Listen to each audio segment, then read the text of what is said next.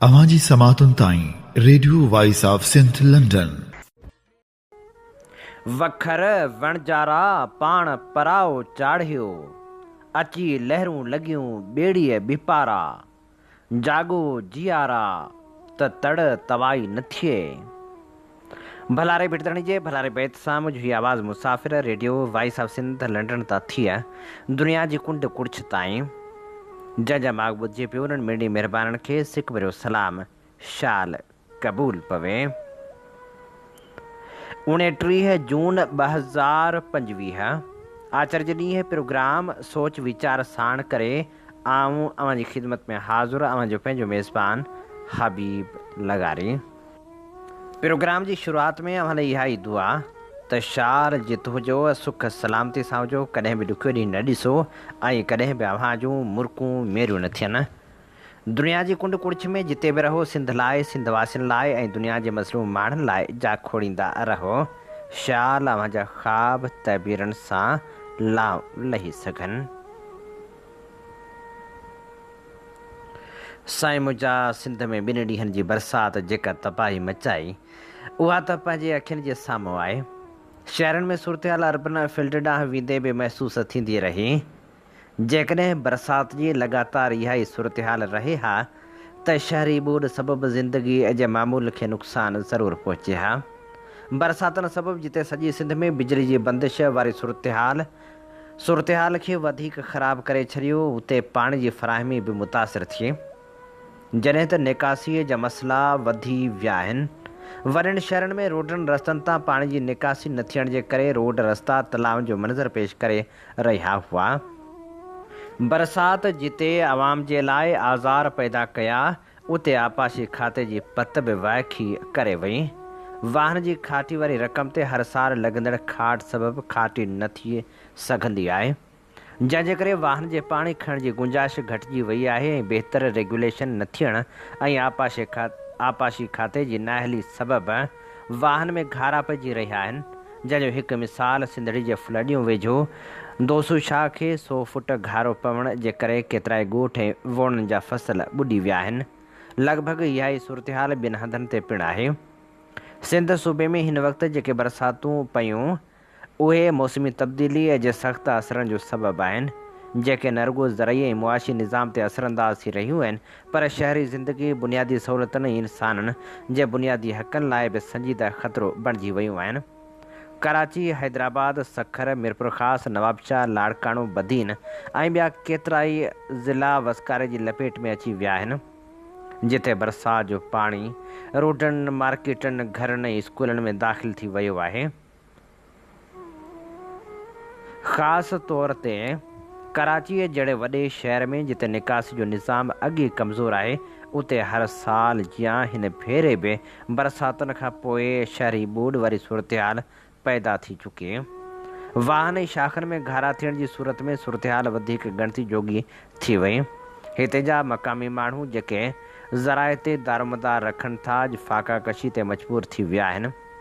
वाहन मां निकिरंदड़ पाणी ॻोठनि, ज़रई ज़मीननि ऐं माल जे वाड़नि में दाख़िल थी वियो, जंहिं सबबु इंसान सां गॾु माल मता बि मुतासिर थियो आहे। उनखां अलावा निकासी ऐं पाणी जी फ़राहमी जे मसइले हिन वक़्तु हिकु इंतिहाई ख़तरनाक रुख़ इख़्तियार करे वरितो आहे।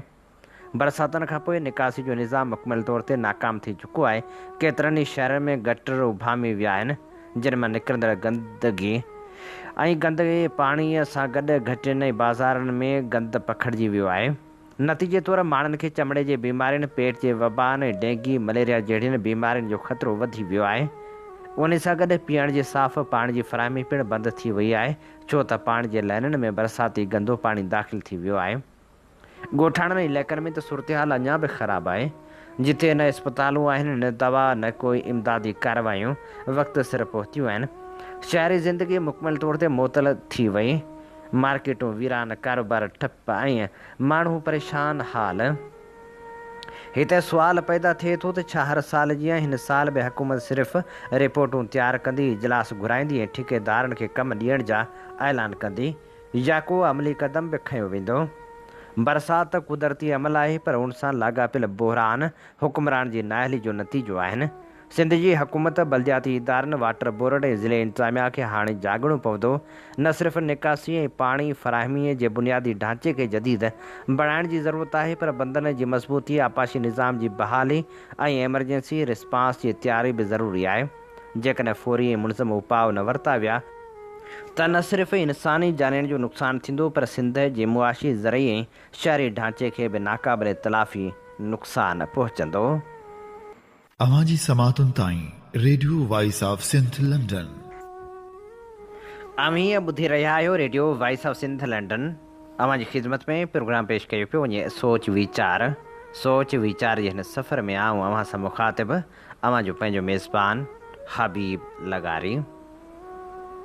अब्दुल वहाब अब्बासी जी पोस्टर नज़रनि मां गुज़री, जंहिंमें लिखिया आहिनि स्टील मिल खे कबाड़ सम्झी विकिरो कयो पियो वञे।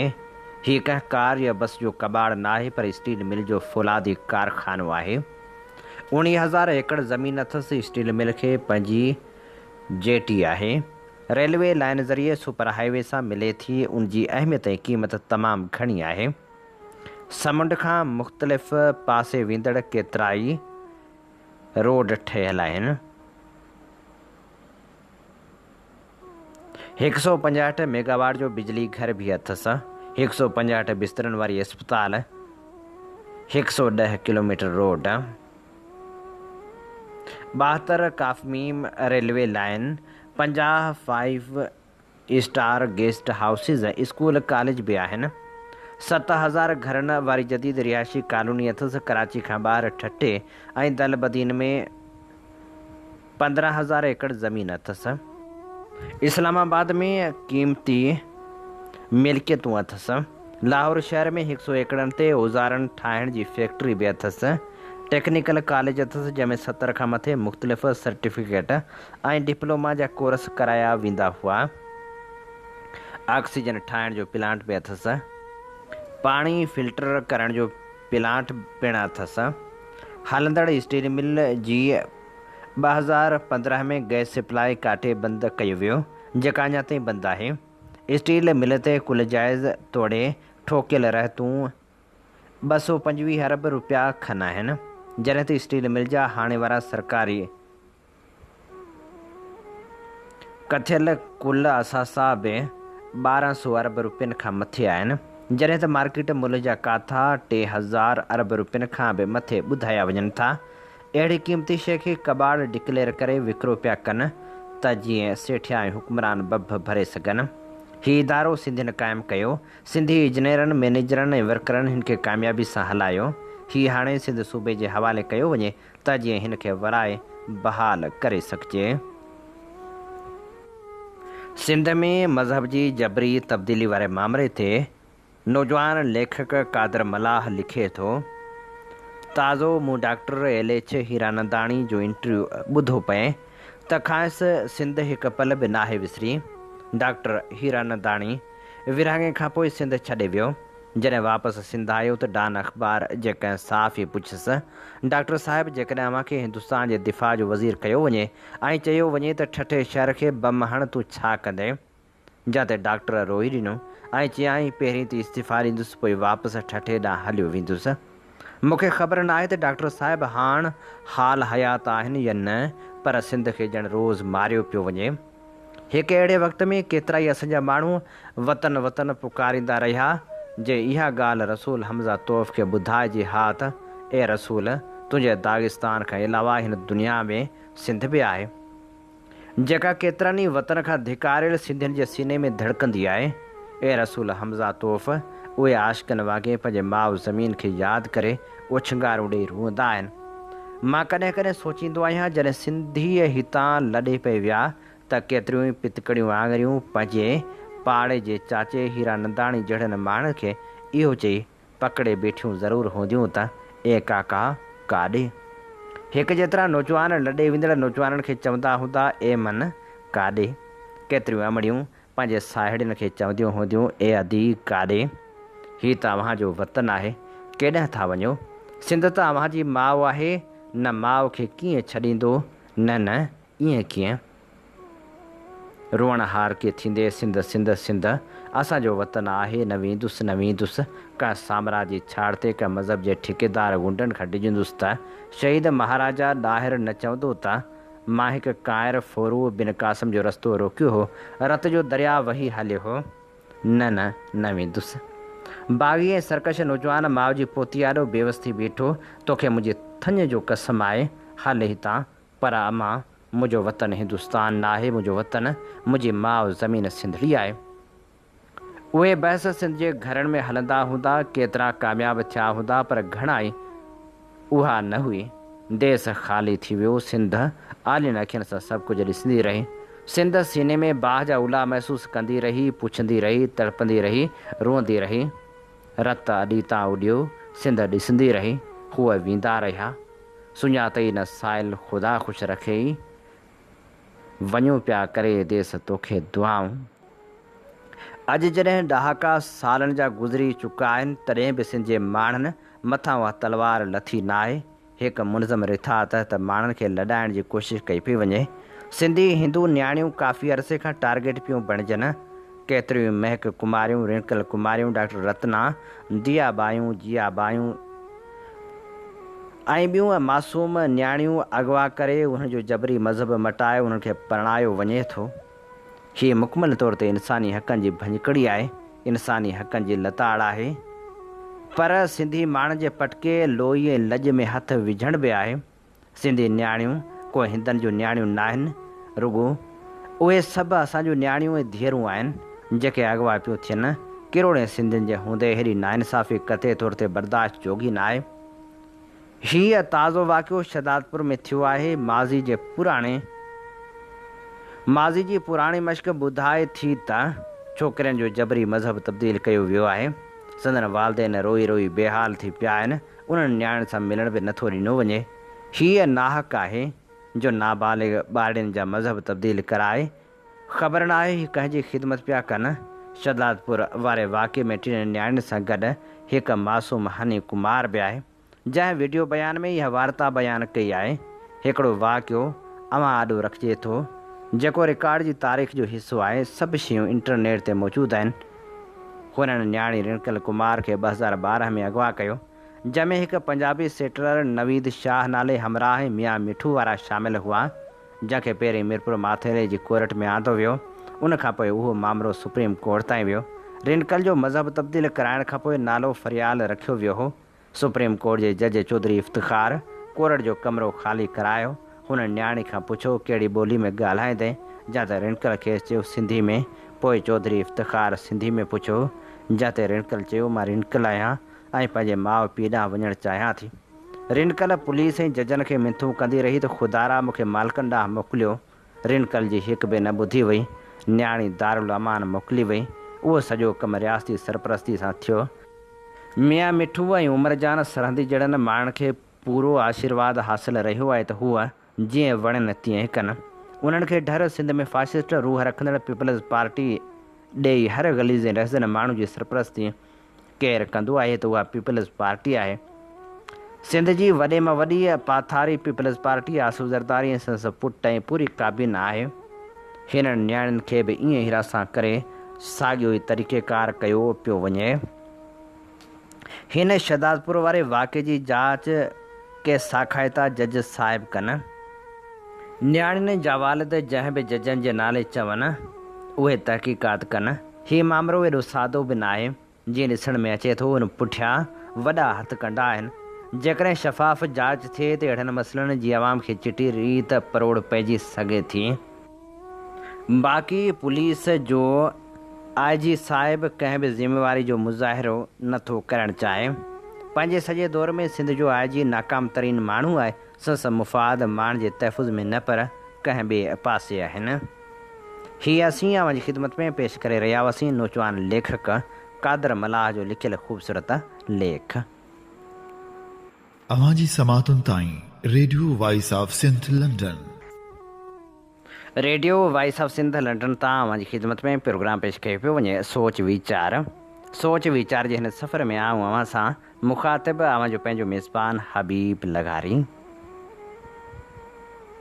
सिंधी अदब जी ख़िदमत सिंध जे लाइ इंतहाई मुतहरिक रहंदड़ सोणो लेखक हुसैन सारंग हीअ झुरियल झूपड़ी कंहिंजी आहे जे उनवान हेठि लिखे थो। हीअ झूपड़ी ॾिसंदे 9 दर्जे जे सिंधी निसाब जे किताब में 44 साल अॻु पढ़ियल नज़म अला झुरे मशाल ग़रीबनि जी झूपड़ी यादि अची वियो। सिंध जे पहिरें तरक़ी पसंद सिंध दोस्त शाइर किशन चंद बेवस जो जोड़ियल ही बैत या नज़म मूंखे 40 सालनि खां ॾाढो वणंदो आहे। मुंहिंजो हिन नज़म जो भरपूर इब्यास पिणु लिखियलु आहे। छा त ग़रीबाणो दर्द समायल आहे हिन नज़म में। हिन नज़म जी वणत जो हिकिड़ो सबबु इहो बि आहे त मुंहिंजो बारोतण पिणु अहिड़ी झूपड़ी में खारियल आहे। 50 साल पहिरीं ऊन्हारे में अबा कादर बख़्श उर्फ़ कादन सां गॾु मनिहनि ते गॾिजी सुम्हणु मूंखां अञा नाहे विसरियो त अमड़ सुहागण जूं ॾिनल मयारूं बि न आहिनि। ॻोठाणे माहौल में जेॾनि सरतियुनि सां गुज़ारियल सुबुह ऐं सांझूं पिणु यादि आहिनि। चांडोकी रातिनि में डुकणु भॼण ऐं लिकण खे केरु थो विसारे सघे। फिर सोंटो रांदि खेॾंदे अखियूं बंदि करे फिरंदड़ दोस्त खां अखियूं चोराए ॾिसण ऐं पुठियां हथ फेराए रुमाल या पोती जी सोंटी खे पिणु भला केरु थो विसारे सघे। सोंटो फेराईंदड़ गोल वेठल ॿारनि जे चौधारी फिरंदे चवंदो हो। फिर सोंटो हेठि दायरे में ओकड़ो वेठल ॿार चवंदा हुआसीं दबली थी खड़के। ही आलाप गोल दायरे में वेठल छोकिरा ऐं छोकिरियूं गॾिजी हिकु आवाज़ में चवंदा हुआसीं। छा रिधम हूंदो हो, अजीब सकून मिलंदो हो। हिकु फेरे खां पोइ जेकॾहिं सोंटो जंहिं ॿार पुठियां रखियलु हूंदो हो ऐं खेसि ख़बर न पवंदी हुई त उन कपिड़े जी वटियल सोंटी सां फिरंदड़ ॿार वेठल ॿार खे गोल चकर पूरो करे पंहिंजी जॻह ते वेहण ताईं ख़ूब कुटींदो रहंदो हो।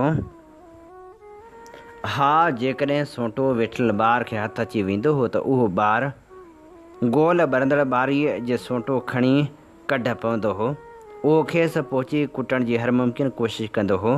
उहो ॿार वेही सोंटो खणी कढ पवंदड़ ॿार जी जॻह ते जेसिताईं वेहे तेसिताईं हुन कढ डोड़ंदो रहंदो हो ऐं खेसि सोंटी हणण जी हर मुमकिन कोशिशि कंदो हो। हुन जे वेहण खां पोइ सोंटो खणी डोड़ाईंदड़ ॿार रांदि जी नई सिर शुरूआति कंदो हो। पोइ साॻिया आलाप गूंजंदा हुआ। फिर सोंटो दबली थी खड़के वरी साॻी कार थींदी हुई। हा, ॻाल्हि पए हली झूपड़ी जी। ही झुरियल झूपड़ी 20 मई 2025 ते मोरे में रियासती तशदुद जो शिकार थींदड़ ॻोठ बजाराणी लगारीअ जे रवासी दिलबर लगारी जी आहे। यादि रहे त मोरे साने में नौजवान ज़ाहिद लगारी खे 20 मई 2025 ते मोरे शहर में थॾे ते शहीद कयो वियो हो। इरफान लगारी सख़्तु ज़ख़्मी थी हैदराबाद इस्पताल में दाख़िल थियो हो। संस लाश हुन जे वारसनि ऐं क़ौमी कारकुननि खां वकीलनि जी मौजूदगी में खसे गुम कयो वियो हो। खेसि नामालूम क़बर हवाले कयो वियो हो। सिंध जे सख़्त एहतिजाज ऐं अदालती फ़ैसिले बाद लाश वारसनि हवाले कयो वियो, जिते खेसि संस ॻोठ जी बनी में दफ़नायो। ज़ख़्मी थियल दिलबर लगारी 2 महीना कराची इस्पताल में रही टंग कटाए वापसि पंहिंजे ॻोठ बजाराणी लगारी आयो आहे। हीअ झूपड़ी उन अज़ीम इंसान जी आहे। हिन झूपड़ी ऐं महान कवि किशन चंद बेवस जी शाइराणी झूपड़ी में न सिर्फ़ वक़्त जी विथीअ वारो फ़र्क़ु आहे, पर संस सियासी जोड़जक, समाजी बीहक, मुआशी जुड़त ऐं सक़ाफ़ती सुञाणप में पिणु राति ॾींहं जो तफ़ावत आहे। ग़रीबनि जी झूपड़ी नज़म जो सर्जनहार सिंधी ॿोली जो महान कवि किशन चंद बेवस 19 मार्च ते लाड़काणे में पैदा थियो। 62 सालनि जी ॼमार में 23 सेप्टेम्बर 1948 ते वफ़ात कयाईं। हुन ज़िंदगी जा पोयां 10 साल ॿाराणी शाइरी खे ॾिना। जेतिरो 17 साल अॻु ऐं अॼोकी सिंध जी सियासी जोड़जक, समाजी बीहक, मुआशी जुड़त ऐं सक़ाफ़ती सुञाणप में फ़र्क़ु आहे, एतिरो ई फ़र्क़ु हिननि ॿिनि झूपड़ियुनि में आहे। किशन चंद बेवस तॾोकी झूपड़ी बाबति लिखियो आहे त पिण थी पनाह में रहे हासिद हरीस खां, धारे न ख़ास ख़ौफ़ को खूनी ख़बीस खां। दिलबर लगारी जी ही झूपड़ी सस वसंदी बजाराणी लगारी ख़बीसनि जी ख़बासत जे घेरे में आहे। रियासती जबर जा बहरीबाज़ ऐं संदन बारी चंबा हिन झूपड़ी वासियुनि जो जीअण जंजाल करण लाइ हर हरबो हलाए हर मुमकिन कोशिश करे रहिया आहिनि। वहशत ऐं दहशत जा वहशी वापारी ॿिनि नौजवाननि जी शहादत ऐं 30 नौजवाननि खे क़ैद करण खां पोइ बि नाम निहाद रियासती ऐं हुकूमती इदारनि जी पुठ भराई सां हर तड़ जो नालो निशान मिटाइण चाहिनि था। अक़ल जा अंधा जाबिर हुक्मरान तारीख़ जे जबर खां अणवाक़ुफ़ आहिनि या ॼाणी वाणी कन लाटार करे रहिया आहिनि। हीअ सिंध जी मज़ाहमती हलचल खे जेतिरो दॿाइण जी कोशिश करे रहिया आहिनि एतिरो उहा नए रंग ढंग सां उभरी रही आहे। असांखे सिंधी क़ौम जी लोक ॾाहप सियासी सञा समाजी उणत मुआशी सघ ऐं सक़ाफ़ती सुञाणप में पको विसा आहे त सिंध ज़रूरु पंहिंजी मंज़िल माणींदो। मंज़िल जंहिंमें आज़ादी आम हूंदी, ग़रीब ग़ुरबत गुम थी वेंदी, सिहत सालिम रहंदी, जिथ किथ अमन हूंदो ऐं हर हंधि ख़ुशी ख़ुशी हूंदी। हीअ असीं अव्हांजी ख़िदमत में पेश करे रहिया हुआसीं हुसैन सारंग जो लिखियल ख़ूबसूरत लेख। अवांजी समातुनि ताईं radio voice of Sindh London. Sindh में गैर फितरी लॾपलाण ऐं उनजा नाकारी नतीजा जे उनवान हेठि डॉक्टर सिकंदर अब्बासी लिखे थो। हूं त सॼी दुनिया में ॿाहिराड़ियुनि मां शहरनि ॾांहुं माण्हुनि जी लॾपलाण हिकु आम रिवाजी ॻाल्हि आहे। अॼु बि दुनिया में 56% माण्हू शहरनि में रहनि था। गॾियल क़ौमनि जी रिपोर्ट मूजिबि 2050 ताईं 70% आबादी शहरनि में रहंदड़ हूंदी। ॿाहिराड़ियुनि मां शहरनि ॾांहुं लॾपलाण जो लाड़ो अमेरिका ऐं यूरोप जी भेट में तरक़ी पज़ीर मुल्कनि में घणो आहे। एशिया ऐं अफ्रीकी मुल्कनि मां चीन, पाकिस्तान, बांग्लादेश, नाइजीरिया, कीनिया ऐं इथोपिया अहिड़ा मुल्क आहिनि जिन में शहरी इलाइक़नि ॾांहुं लॾपलाण जो रुझान घणो आहे। अमेरिका ऐं यूरोप में अॻे 70% आबादी शहरनि में रहे थी। आमतौर उन लॾपलाण जा सबब शहरनि में तालीम, रोज़गार, सिहत ऐं बुनियादी सहूलियतुनि जो मौजूदु हुजणु हुजे थो। अहिड़ी फितरी लॾपलाण जेकॾहिं सिंध में बि थींदी हुजे त उनमें को हर्ज कोन्हे, पर सिंध में बि ॿतरफ़ी लॾपलाण थी रही आहे। हिकिड़ा माण्हू न सिर्फ़ ॿियनि सूबनि मां अचनि था पर ॿियनि मुल्कनि मां बि अचनि था। सिंध खां ॿाहिरां ईंदड़ माण्हुनि जी मुआशी मुफ़ादनि, इरादनि ऐं संदन माज़ी जे पस मंज़र जी का मालूमात कान्हे हूंदी।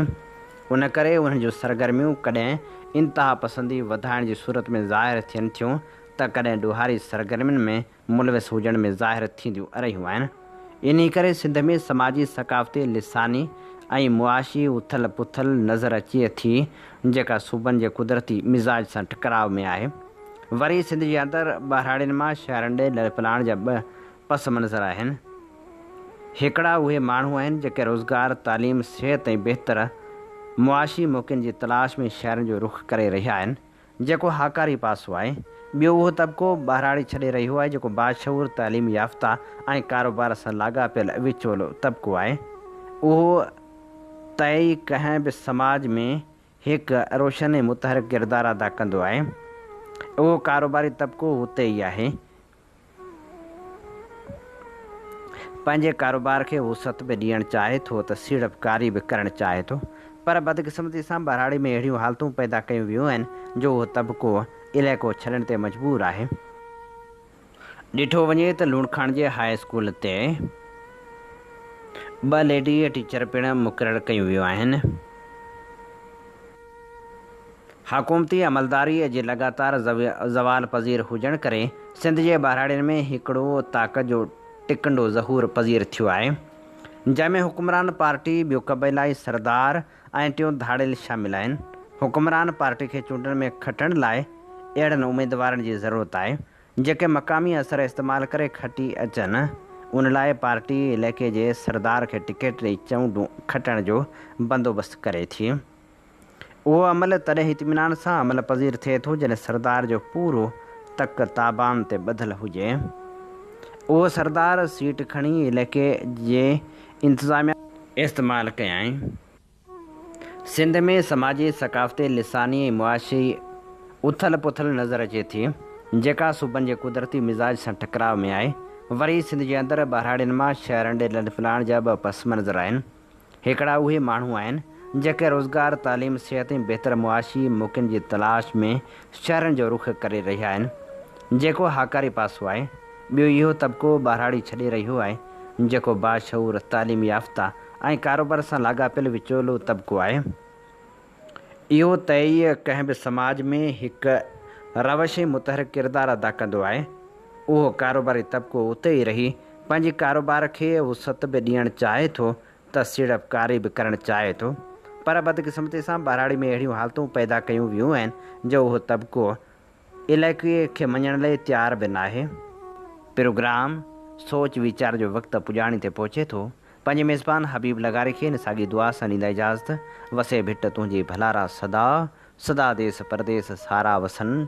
कॾहिं सींद सिंजी न मेरी थिए, कॾहिं मोड़ कंहिंजा न मुरझाए अचनि। अवां जी समातुनि ताईं radio voice of Sindh London.